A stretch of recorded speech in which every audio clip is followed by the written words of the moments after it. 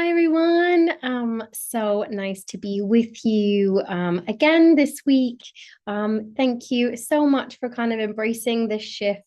I know Bon will be really grateful and Claire. So yeah, here I am. I'm ready to bring you a really lovely deep dive for your Friday. And like I said, basically just filling in for Bon a little bit shorter notice. On Fridays, I have my son. So the reason why I've pre-recorded is just because it's a little bit harder to juggle a 2-year-old and present. And I didn't have anyone to have him. So here is your deep dive. And I will be just to kind of make sure, like, if you did need anything, I will be online. I'll be able to watch for your messages, reply as soon as possible on Friday as you watch, as if you're watching at the 10:15 usual time. Or anytime at all, if you just reply, I'll put a little link there, and you can always write questions, reflections, anything you want clarification on, or even if you said, like, Megan, can we have a conversation about blank? Please feel free in any of my pre-recorded sessions or the Wellbeing Wednesdays. Let me know if there's anything at all that I could do to support in any new ways. Or if you did just have any reflections or questions. So yeah, without further ado, let's kind of get into our lovely Friday deep dive. Today we're going to talk about a concept called cognitive overdrive. And it's essentially, cognition, thinking about our brain. We're looking at why trauma makes you overthink everything. And there's this, like, I love this little bit of an idea, if we're really honest with yourself, have you ever kind of been on the edge of like something great or amazing? Maybe it was like in the past, like a healthy relationship or a career breakthrough or just some sort of health win, only to do the one sort of thing that might ruin it, or we pull out or we get scared. We stop replying, we pick a fight, we binge quit, isolate, ghost, whatever, and then think, what is wrong with me? And I don't know if that resonates. It might not at all, or maybe in other people around you.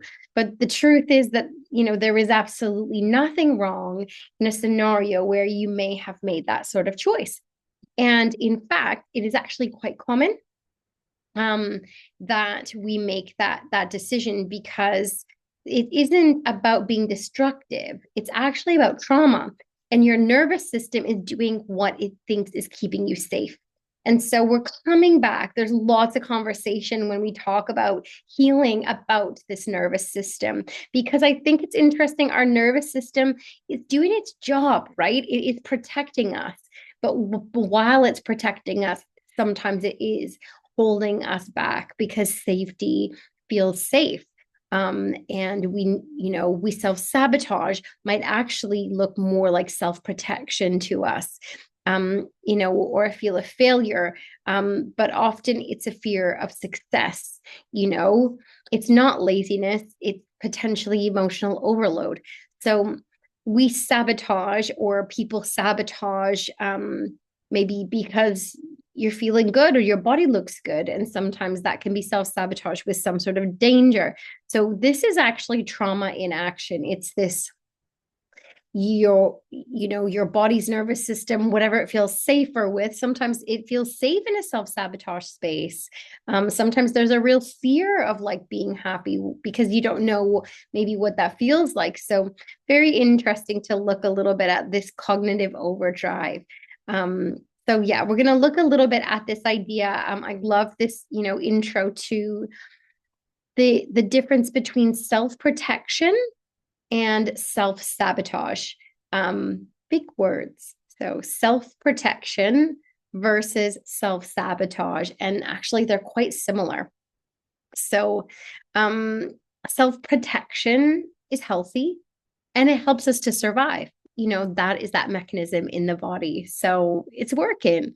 It's kind of like self-protection is this idea, like you pull your hand away from a hot stove, but imagine now avoiding all stoves forever because of one burn. That is self-sabotage. And that is a really great metaphor for what we could be doing. So self-protection reacts to real danger. But also on the flip side, self-sabotage reacts to perceived danger from the past. Interesting, right? So some examples, like just to kind of bring this home, is that you might meet someone kind and it feels too good. You might pick a fight, you might ghost them. For anybody that's not, aware, I'm sure you are, but the term ghosting is you just continue, like decide to stop speaking and cut yourself out of their lives. I'm just sharing because I'm a little bit new to that phrase as well and what it entails. Maybe cheat, that could be something that's happened maybe to you. And often that is self-sabotage. It's you know, why? Because your system says it's better to end it now than get hurt later. We've heard that term before, isn't it? And actually, it is sometimes seen as self-protection because of past experiences. And sometimes these decisions, most often, aren't done in like real malice. Most often, maybe cheating and things like that doesn't make it right at all. But often some of the decisions that maybe are a little bit unhealthy, or they come from a place maybe of trying to preserve what they know, that safe space, before it breaks down and before it becomes too intense and too much to let go of. Another example, like a career example, so the first one was kind of like maybe a relationship. You land maybe like a dream job and then suddenly dread it, like suddenly think like, oh my God, what if I take it on? You procrastinate, you miss the start of it. Your body kind of links the success with being seen, maybe pressured, maybe judged. And that is sometimes trauma at its best. That's that self-protection and self-sabotage. You can kind of see within those examples that sabotage, looking at that word sabotage, it's that idea that we get in our own way. And that is not always for any other reason except for your brain and your body are subconsciously maybe trying to protect you. So I want you to just kind of think about it. And trauma's role, trauma teaches us these two things, that one, being seen is dangerous sometimes. And that's not a truth, is it? But that's what trauma teaches the body. Sometimes trauma also teaches us that speaking up might equal punishment based on past. Be smaller, don't share, and there's a fear around that. Have I said too much? How is that going to be perceived? And there's that, again, sabotaging when we do something that's actually not a bad thing at all. Another one is that succeeding. Definitely remember, very this one I resonate a lot with personally, but like when you're maybe doing something well, you kind of resonate with like all the levels of like anything that shows rejection is like so heavy. So we learn to play small. Sabotage actually becomes safety, right? So it's not always when we're making decisions that you think, why would I have done that? Why did I push that person away? That phrase at the beginning, what is wrong with me? There is absolutely nothing wrong with you. It's just your nervous system is trained itself to go into a state of protection. And that protection potentially is grown from self-protection into a space that, in the grand scheme of our decisions, might feel sabotaging from happiness happening. um, the worst part is that these patterns can become automatic. And you might mistake them for just how I am, how you are, how that it's just the way I am. This is what I do at this point in a relationship. But they're not. We have to remember that these behaviors and these choices, that they're like old stories. and they can be rewritten. And that's something that we talk a lot about in Bond's course, isn't it? About how we can rewire, we can rewrite, to shift the story, shift the narrative, change the chapter, change the ending, and that we can retrain the brain, the synapses in the brain. We can change and support and calm the nervous system, with Michael's talks, and working through these feelings with gut health and movement and all of this good stuff. So really, really just taking into consideration that, we don't have to get stuck. So interesting, right? Sabotage and self-protection sometimes being viewed in the exact same way. And what is it really? Is it sabotage? Is it protection? And is it helping or maybe hindering me from new healthy experiences, is kind of the question you want to ask. Cheers.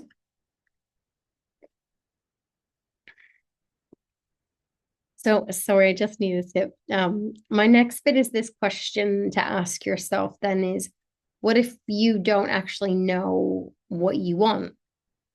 And that's really normal. Like, what if you're like, I don't actually know what, that relationship, did I sabotage it, or is it not what I wanted? Like, there's lots of questions.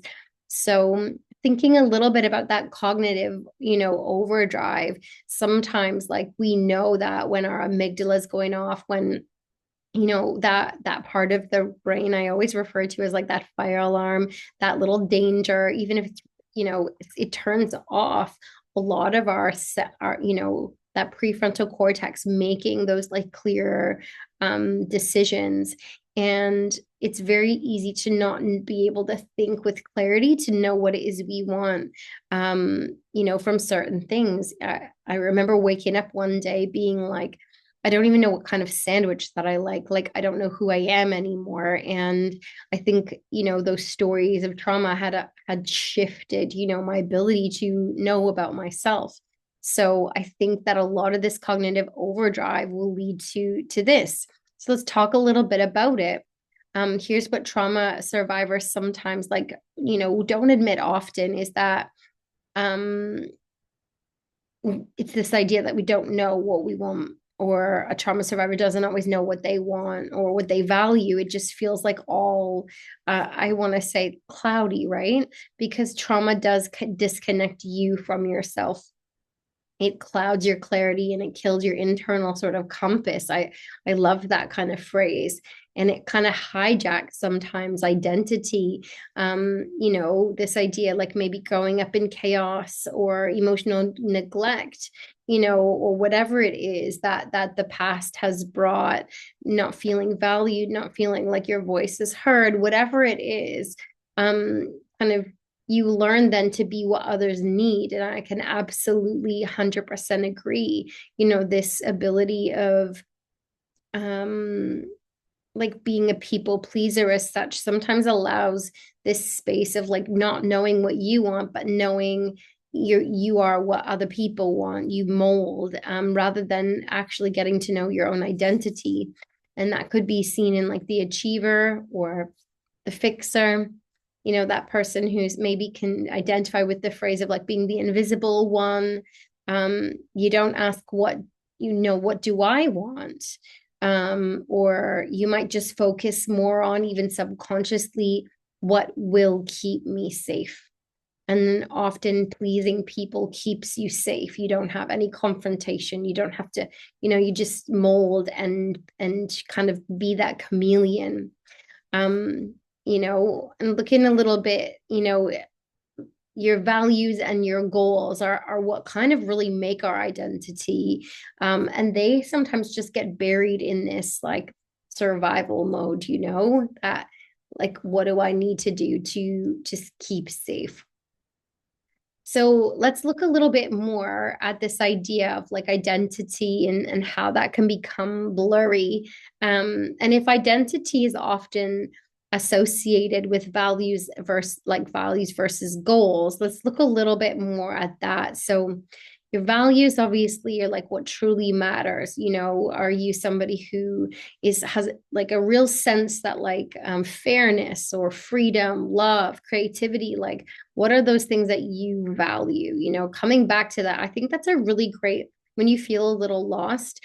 I'm a huge believer in like writing things down, and as always, I'm not saying you all have to be like a proper, author to kind of do a journaling task. It could be as simple as in your phone going into the notes and just saying like, what do I value? Once in a while, coming back to it and reading what you value and adding to it, what do I value? Maybe if you're not sure, maybe as you go through certain situation, be like, actually, I do value friendship. I really do value family. I really do. One of my core values is fairness. It frustrates me when things aren't fair, that the person beside you is getting paid more than you for you to do the same job and get paid less. So whatever it is that you find as you go through finding your values, is you coming back a little bit to your identity. You can mind map it, you can physically write it with a pen, but if not, we often have our phones with us now. That technology doesn't mean you can't get some ideas. That journaling on paper could literally just be lists, or mind maps, that sort of thing.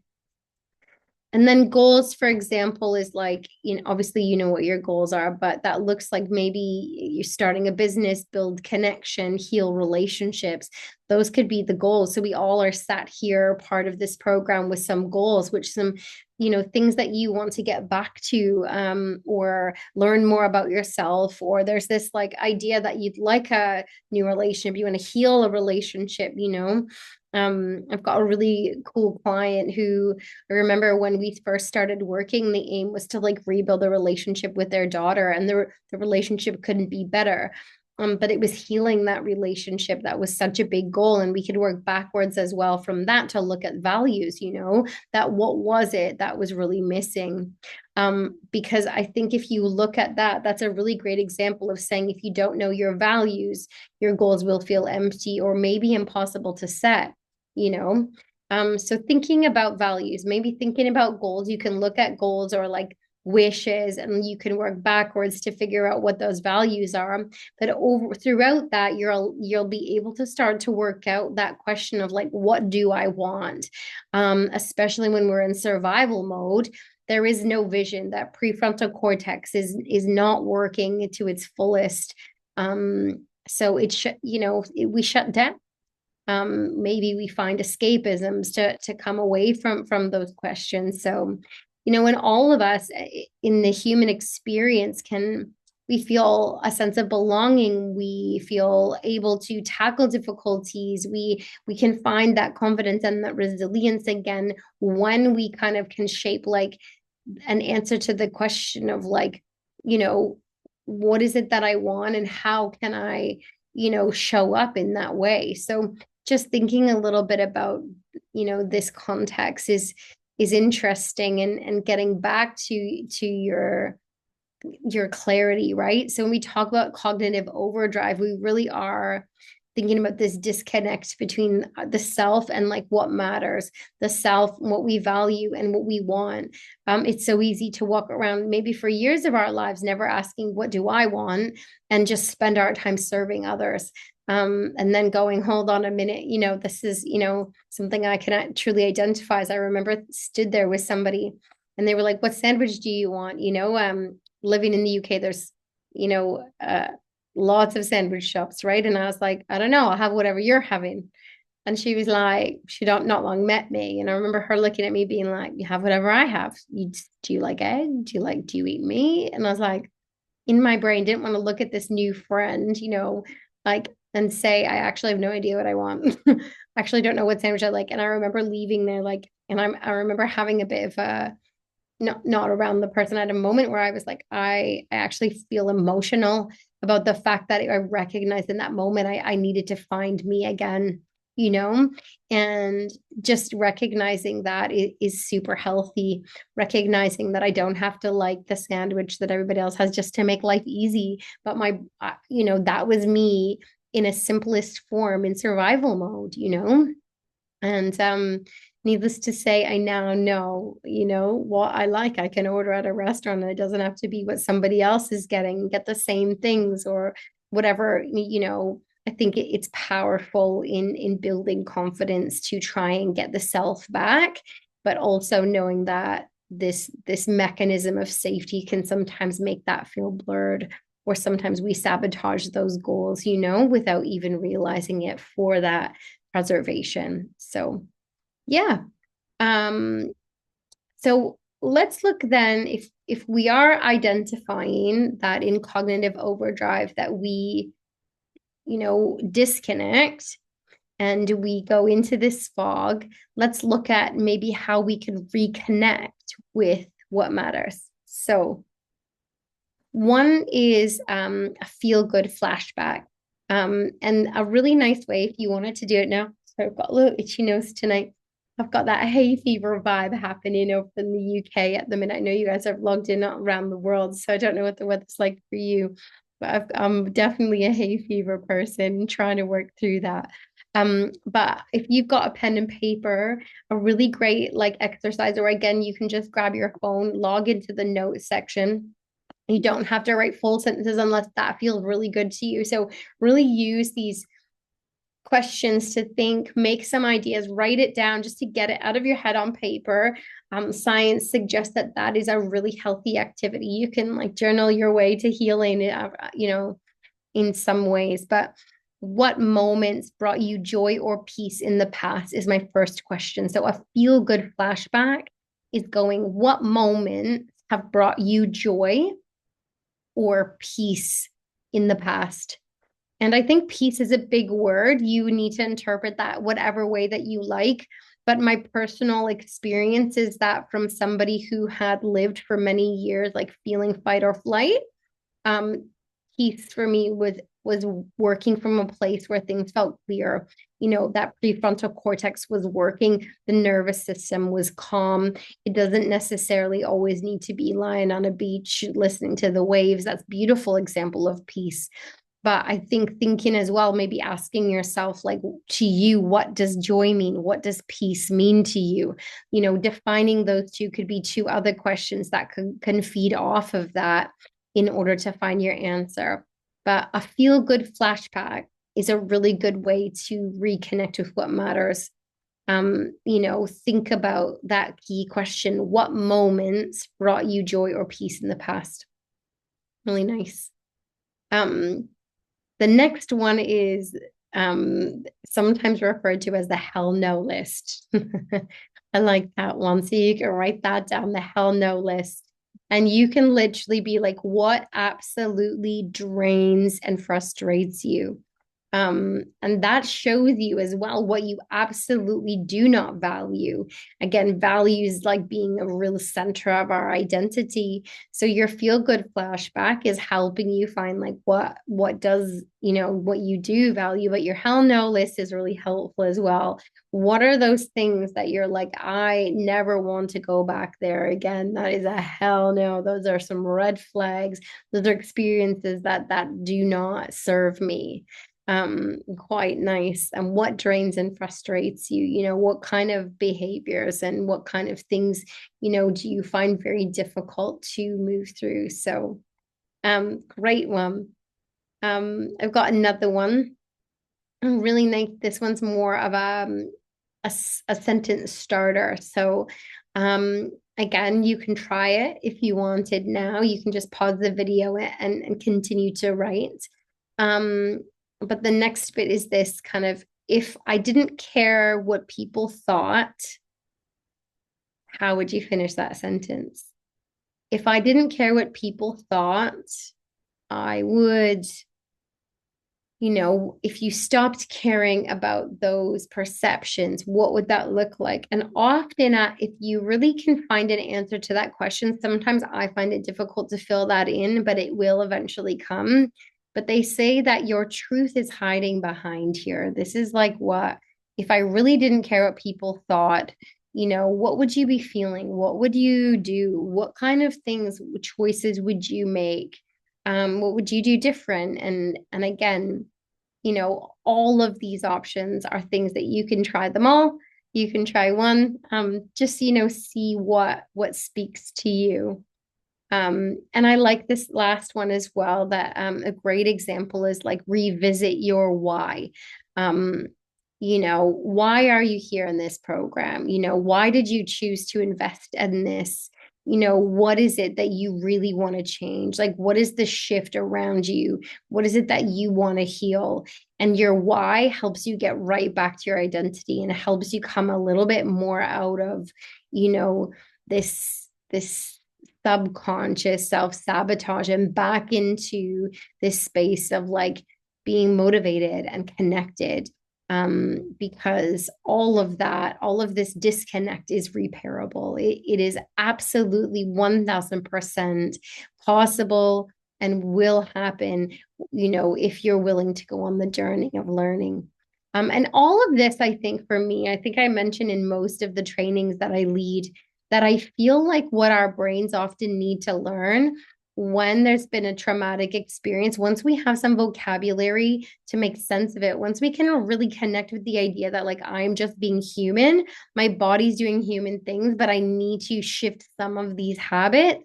It's awareness, isn't it? It's education. It's finding language to make sense of yourself. And all of this is bringing us back, all of this learning in itself, listening to today's talk, trying, even one of the strategies, it's all bringing you back, or bringing, somebody back to their identity, to what it is they really want. And the closer we get to feeling that authentic self, is proposed, that we then start to feel better. We have that confidence and resilience that we're able to continue to grow, finding healing, right?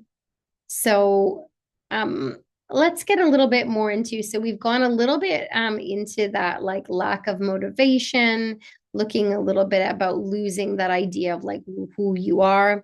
We can get back into a little bit of that sabotage conversation. So I want you to think a little bit about, I get this question a lot when I kind of share this content, is like, well, why actually does trauma, you can kind of make a little sense of it, but why does that trauma really make you sabotage good things? Like, why is it that it's not just like a thought, like many follow through, and it is also subconscious?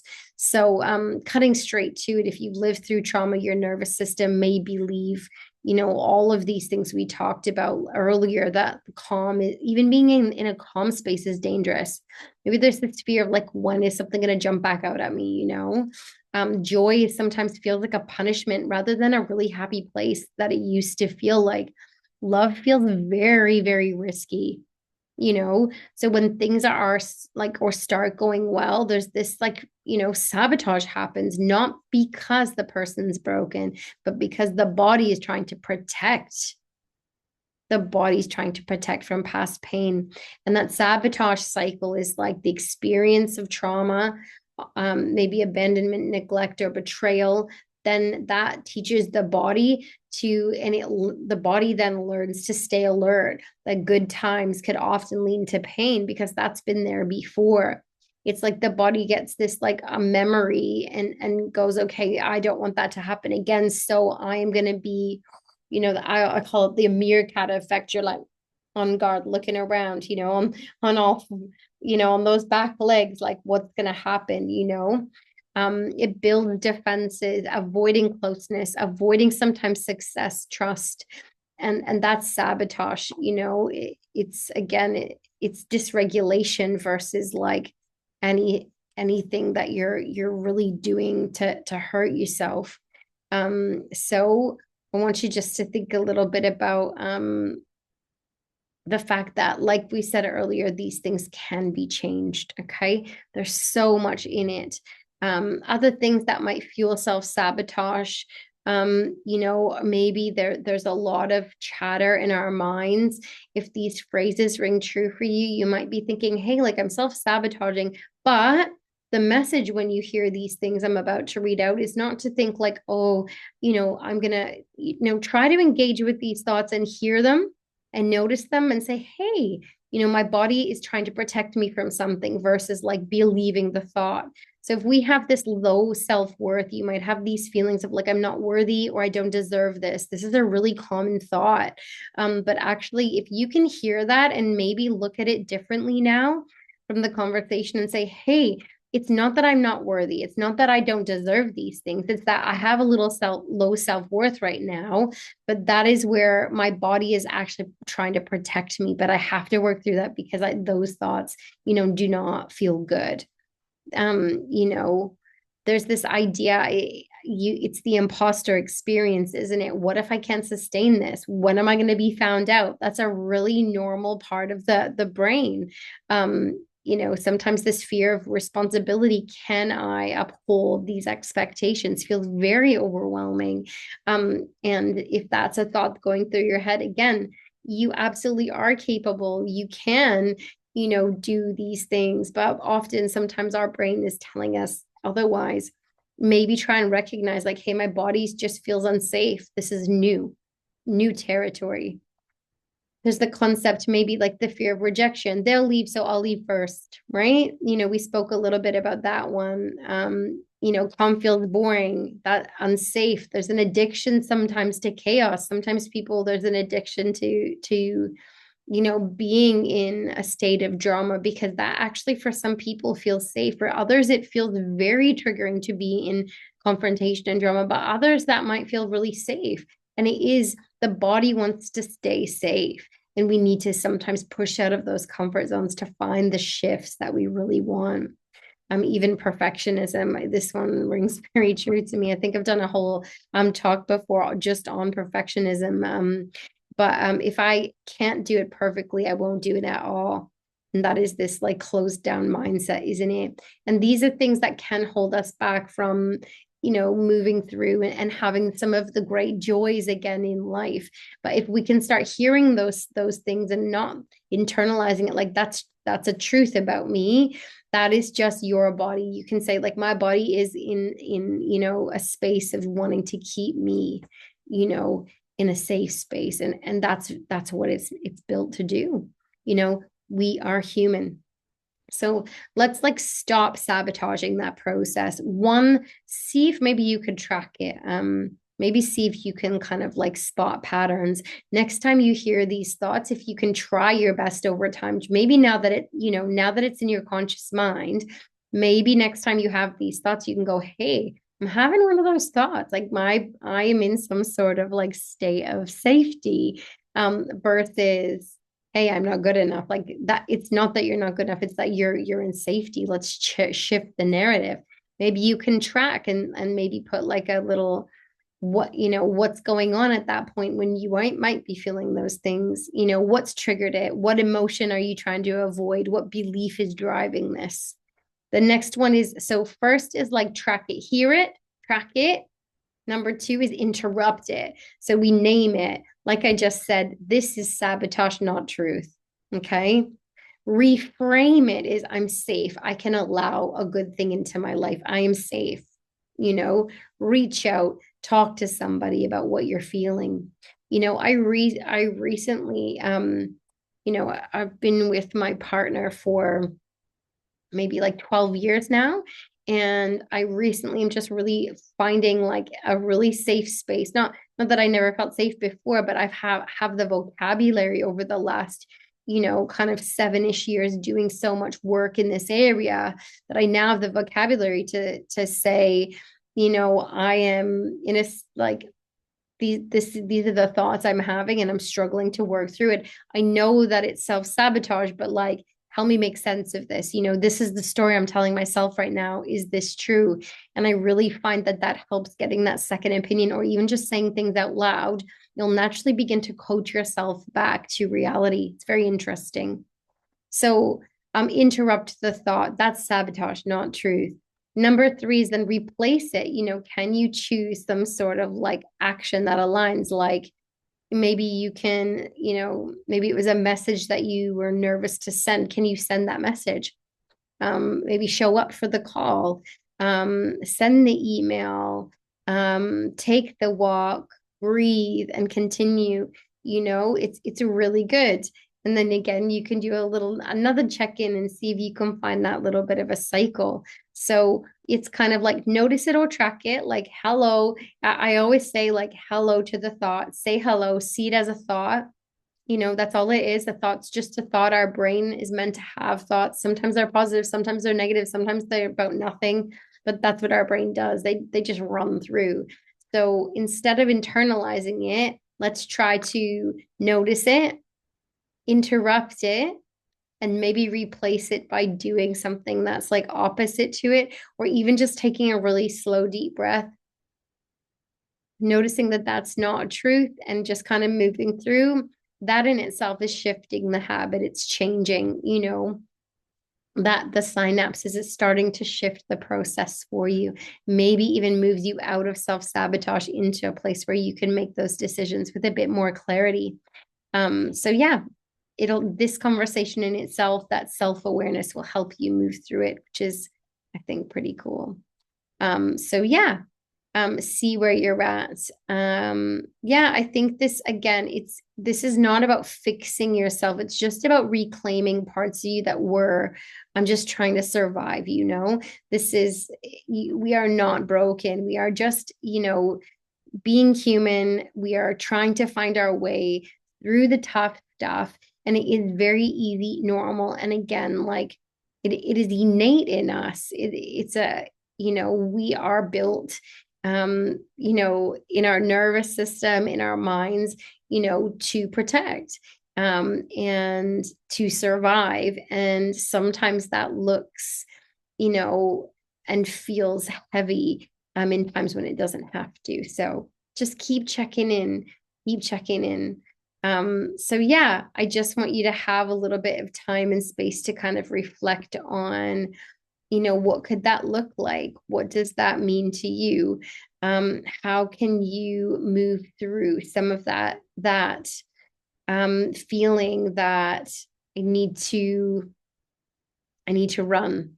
That this essentially is breaking down further what Bond's probably gone through in many of our sessions, or some of the actual program work. I speak about it a lot myself, but that, fighting, running away, flight, freeze, fawn, all of that. So very, very cool stuff to kind of connect with. Um, Moving on a little bit in terms of self-sabotage and that cognitive overdrive, I just wanted to kind of pull together this notion that cognitive overdrive, this title for you today, and why trauma makes you overthink everything. This is why, the overdrive is that we lose sense of who we are. And I think that by having conversations like this, by looking at the theory, by listening to our thoughts, I have this great analogy that I think could help. And somebody once, it's not my own theory. I couldn't reference it. It was something that I saw in like a video many years ago. But I wanted to liken the brain to like a newscaster in ticker tape. So bear with me. If you were a newscaster, in front of you, we would call it like a ticker tape. And what you have is all of the words scrolling past, right? So all of the words that newscaster is all there to read, and they have to find a way to make sense of it, figure out what you do, where you put that punctuation in as such, or you're just reading it. And I want you to just bear with me that the brain is like ticker tape. Thoughts are running through your head all the time. That is your brain just taking in and processing information, right? So if you were to look at your thoughts and recognize that we actually subconsciously, based on habit, we then attach to some of the thoughts, and other thoughts we let go, right? Things are forever just like moving through our heads because that's what it do. There's this like ticker tape of thoughts. So maybe my first thought is like, oh, look at the sun is out today. Now that is actually a positive thought. That's a little bit without realizing it. It's mindful. You're like connecting with the present moment. But then the next thought could potentially be, what an awful winter this has been. And actually that's quite a negative thought. And if you listen to it a little bit like a fly on the wall, you might be able to recognize that, like, hey, that's a thought. I don't have to actually feel that the anger and frustration. I don't need to spiral with that. I can actually stop and take a little breath there. Maybe then my next thought is like about what I have to do, or what are we going to have for dinner tonight. And then from that point of view, my thought then starts to build. It's a new thought. I didn't take anything out of the freezer. And then my next thought maybe is I start to think about my partner, and I'm like, well, why is he not, like, he's just as responsible for dinner for us and the children tonight. Why is it on me? And then I start to feel all these things. And I remember driving in the car having this like mental, I call it mental snowballing, because my brain was doing what it does. I'm adding thoughts. My brain is adding to like a feeling that I've got. But actually, if I right in that moment, I was building myself up. The action that I wanted to do was, even while I was driving, I was like thinking, oh, if I wasn't driving, I'd grab my phone and I'd text him right now. As soon as I get to work, I'm going to do that. And I'm going to tell him that he needs to do dinner tonight. And why does he not help me? And after that moment, I was like, whoa, Megan, whoa, whoa, whoa, whoa, whoa. Like I spiraled, like it was a snowball. If I could pull back that whole conversation and thought in my head, and I could go, what if I just saw it as a thought? What if I could see that and be like, these are thoughts. I don't have to do anything about this right now. Like it's just a thought. It's normal. I'm thinking about this, about dinner, and it's normal right now because I feel like I've got a lot on that I don't have to do anything. That night, would I have eaten? And the answer was I actually did nothing. And on the drive home, it wasn't my style, but I was like, actually, Megan, I don't need to cause a massive row with my partner right now. We don't have to have an argument. My brain was like, I just need to remember that that is just a thought that I don't have to act on. And all of that other stuff, I took a big deep breath and I was like, go back to that original thought. Go back to the beginning. Go back to the fact that I saw the sunshine. Take a breath. I'm looking at the conversation like ticker tape, remembering that those are just thoughts. They don't have to be things that I grab and action. And sometimes we action to get things done. But what I wanted to say here, I'm hoping my analogy is kind of making sense, is that a thought is genuinely just a thought. It is not your whole identity. And if you feel like your thoughts are ruminating, they're building into this like very intense feeling that you feel like you want to action something, but it doesn't feel like a good action, or you're like, well, how did I get that wound up just on my drive to work? If you can actually tell yourself, sometimes it's a very useful tool to be like, hold on, like that's just a thought. It's just a thought. Yes, there's things that I need to do. There are things on a list of things to do, but I don't need to deal with that right now. That particular day, I avoided a huge argument with my husband that probably could have blown up, and I could have added 1,000 other things that, I wish that he was supporting with potentially. But there was no real problem with our relationship at that point. I'm just wound up because that's what my brain did that morning. By not acting on that, on the drive home, calmly, he said to me, hey, do we have plans for dinner? And I said, actually, do you know what? No, I didn't really act on that yet. And he was like, oh, I'll figure it out. I'll get it on the way home. And my whole day changed, because that for me was game changing, to recognize that there wasn't a problem, and that I snowballed that. My brain snowballed. And again, we can think about going back to these self-sabotaging thoughts and recognize that, like, hey, have I rumination is this phrase of like reliving, going over and over the same things, like I'm not worthy, and again, we need to remember, like, that's not a thought, that's not a truth, that's actually just a thought, it's not a truth, right? My brain is just, my body's in safety mechanism, safety. I'm like, I don't need to fight, I don't need to flight, I don't need to fight like my partner, I don't need to fight this situation, I don't need to run away, I don't need to ghost. I just need to like take a deep breath, go back to that thought, remind myself that my body is just in some sort of, I'm in a state of, you know, trying to stay safe, but actually, do I need to action that in that way? No, I can go back. A thought is just a thought. Okay. It doesn't have to be something that we always need to grab and act on. And so I like to remember, like, sometimes a really great journaling is I'll write down maybe that ticker tape of things that were going through my mind. And then I really recognize, like, maybe where things snowball. Sometimes it draws like little arrows.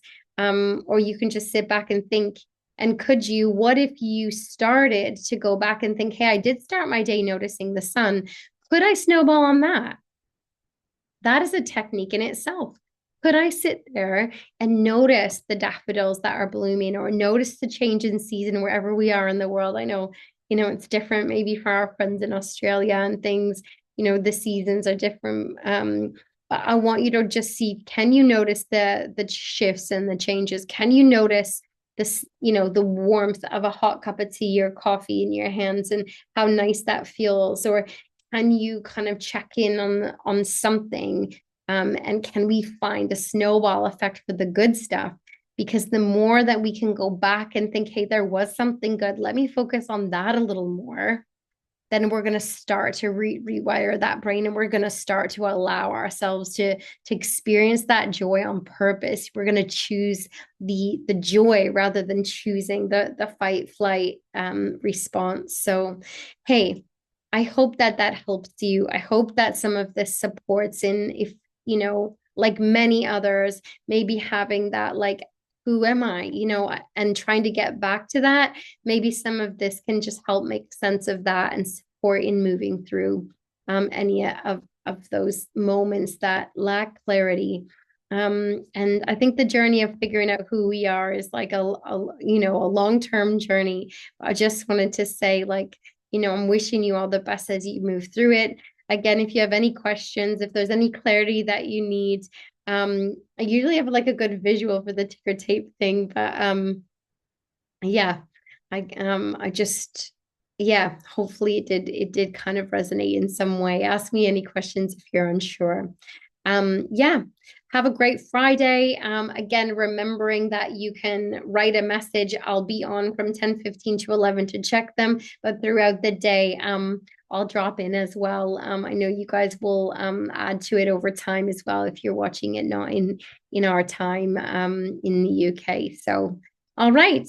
As Bon would say, stay awesome, and have a really lovely weekend, and make sure you take care of you and take care of those thoughts. Try and grab the good ones. Right. Take care, y'all.